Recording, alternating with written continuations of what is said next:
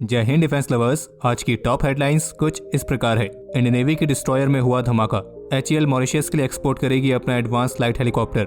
South Korea की हानवा defence पेश करेगी इंडियन आर्मी के लिए एक नया लाइट टैंक।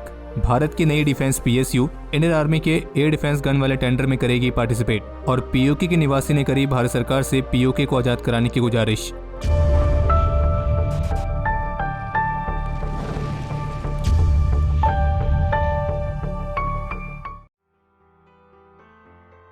कल 18 जनवरी को मुंबई हार्बर में एक बेहद ही दुखद घटना घटी है और जिसमें इंडियन नेवी की Rajput class destroyer INS Ranveer के एक इंटरनल कंपार्टमेंट में एक्सप्लोजन होने की वजह से हमारे 3 नेवी पर्सनल की जान गई है और जबकि कई सारे अदर नेवी पर्सनल घायल भी हुए हैं। और ये घटना तब घटी जब ये INS रणवीर मुंबई के नेवल डॉकयार्ड पर डॉक थी। और इस दुर्घटना में हमने अपने जिन 3 नेवी पर्सनल को खोया है उनके नाम है master chief petty officer 1 Krishna Kumar, master chief petty officer 2 Surendra Kumar और master chief petty officer 2 AK Singh. हम ईश्वर से प्रार्थना करते हैं कि हमारे इन तीनों वीरों की आत्मा को शांति मिले और हमारे जो अन्य वीर इस दुर्घटना में घायल हुए हैं वे जल्द से जल्द स्वस्थ हो जाएं।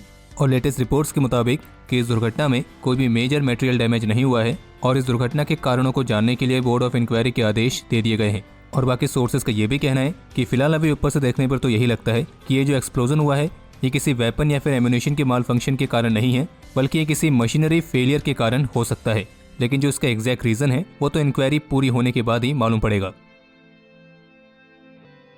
डिफेंस एक्सपोर्ट को बढ़ावा देने वाले उद्देश्य के साथ आज भारत की हिंदुस्तान एरोनॉटिक्स लिमिटेड यानी कि HAL और मॉरिशस गवर्नमेंट के बीच एक कॉन्ट्रैक्ट साइन हुआ है।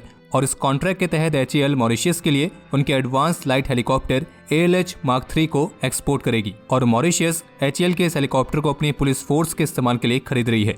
और जबकि मॉरिशस पहले से ही HAL द्वारा बनाए गए एडवांस लाइट हेलीकॉप्टर और डॉनियर डू 228 एयरक्राफ्ट को इस्तेमाल कर रही है। और बाकी जो ALH Mark III helicopter HAL Mauritius को एक्सपोर्ट करेगी तो ये एक मल्टी रोल और मल्टी मिशन वाला एक बेहद ही वर्सेटाइल हेलीकॉप्टर है जो कि 5.5 टन वाली कैटेगरी में आता है।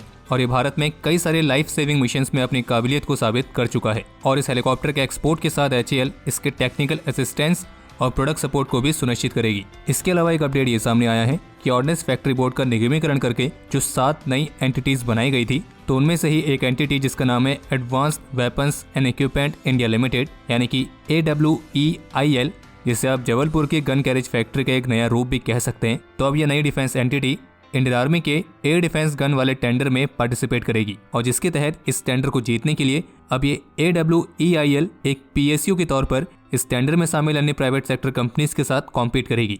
और जबकि इसको लेकर टाइम्स ऑफ इंडिया की तरफ से जारी की गई रिपोर्ट के मुताबिक इस नई डिफेंस PSU ने इंडियन एयरफोर्स के लिए भी जारी किए गए एक सेपरेट एयर डिफेंस गन वाले टेंडर में भी पार्टिसिपेट किया है, जिसमें इसने टेक्निकल राउंड्स को ऑलरेडी कंप्लीट भी कर लिया है और अब इंडियन एयरफोर्स के टेंडर के प्राइस बिड्स के डिसीजन का उन्हें इंतजार है।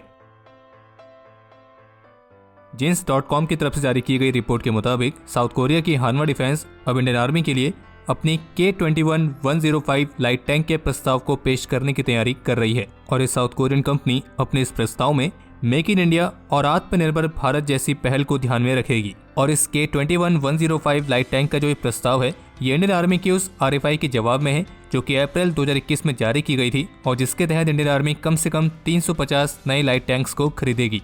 और रिपोर्ट के मुताबिक हानवा डिफेंस के इस प्रस्ताव में K21-105 के साथ smoke grenade launchers, laser warning system, nuclear biological chemical यानी कि NBC filtered over pressurisation system, instant fire detection and suppression system और ऐसी अन्य सिस्टम्स भी इंक्लूड हैं। ये जो K21 लाइट टैंक है इसे 105 mm की टर्रेट के साथ इक्विप किया गया है और कंपनी ऑफिशियल्स का कहना है कि ये टैंक हाई एल्टीट्यूड एरियाज पर इंडियन आर्मी के लिए काफी ज्यादा फायदेमंद साबित हो सकता है।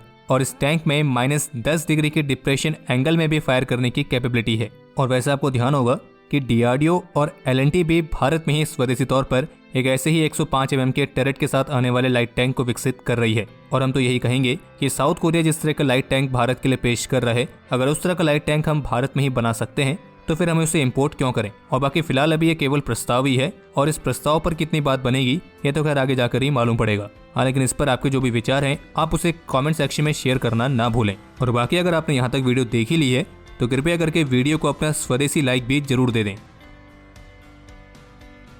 इंडियन आर्मी चीफ ने अभी हाल ही में ईस्टर्न कमांड को विजिट किया था और जहां उन्होंने आर्मी के ऑपरेशनल प्रिपेयर्डनेस की समीक्षा भी की। और इंडियन आर्मी चीफ के इस विजिट की एक तस्वीर सोशल मीडिया पर काफी ज्यादा वायरल हो रही है, क्योंकि इस तस्वीर की खास बात यह है कि इसमें Indian army chief digital pattern वाली एक नई कॉम्बैट यूनिफॉर्म के साथ दिखाई दिए हैं। बाकी इसके अलावा एक अपडेट ये सामने आया है कि भारत के फर्स्ट लाइन ऑफ डिफेंस यानी कि बॉर्डर सिक्योरिटी फोर्स 23 जनवरी से 28 जनवरी तक पाकिस्तान के साथ लगी सीमाओं पर ऑपरेशन सर्द हवा को लॉन्च करेगी।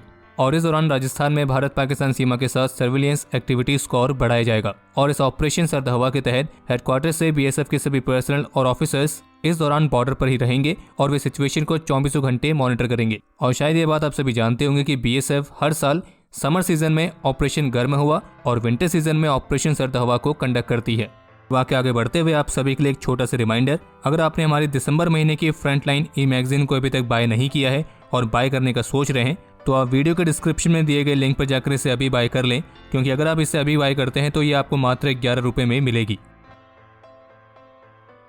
बिजनेस इंसाइडर की तरफ से जारी की गई रिपोर्ट के मुताबिक इस साल का भारत का जो डिफेंस बजट होगा उसमें सबमरीन्स, ड्रोन्स, वॉरशिप्स और एयरक्राफ्ट कैरियर्स के निर्माण पर मेन फोकस करके इंडियन नेवी की कैपेबिलिटीज को मजबूत किए जाने पर ज्यादा ध्यान केंद्रित किया जा सकता है।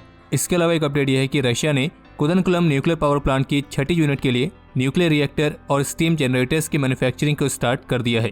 और बाकी अभी हाल ही में सोशल मीडिया पर एक वीडियो काफी ज्यादा वायरल हो रही है और इस वीडियो में पीओके के एक निवासी को भारत सरकार और भारत के प्रधानमंत्री से मदद की गुहार लगाते हुए दिखाया गया है।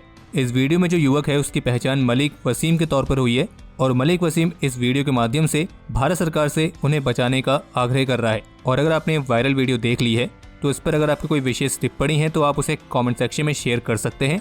और अगर आप में से कोई ऐसा है जिन्हें ये जानने की इच्छा हो रही है कि जब भारत पीओके वापस ले लेगा तो उसके बाद किस किस तरह की स्थिति बन सकती है, तो उन्हें हम बता दें कि इस पर हमने एक डिटेल वीडियो पहले बनाई है जिसका लिंक आपको डिस्क्रिप्शन में मिल जाएगा। आप उसके माध्यम से जानकारी हासिल कर सकते हैं।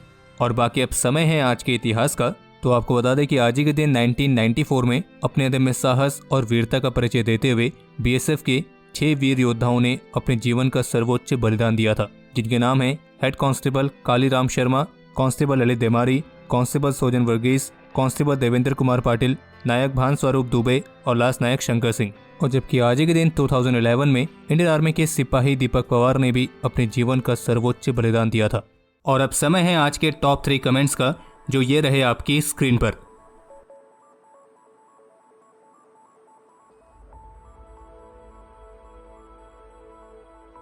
तो हमारे आज के इस एपिसोड के लिए इतना ही। उम्मीद है आपको एपिसोड पसंद आया होगा।